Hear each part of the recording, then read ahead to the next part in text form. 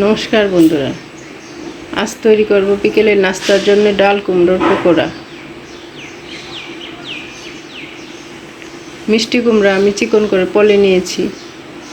দিয়ে দিলাম সিদ্ধ করা মুসুরির ডাল, কাঁচামরিচ কুচি, লবণ, হলুদের গুঁড়া, সামান্য ময়দা দিলাম, কালো জিরা দিয়ে দিলাম,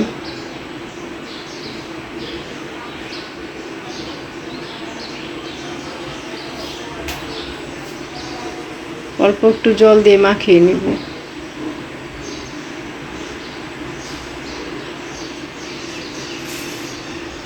তেলে ভেজে নিব পকোড়াগুলো।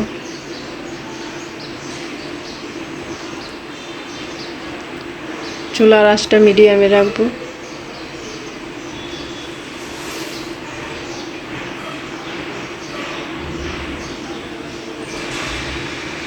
তৈরি হয়ে গেল বিকেলের নাস্তার জন্য ডাল কুমড়ার পকোড়া।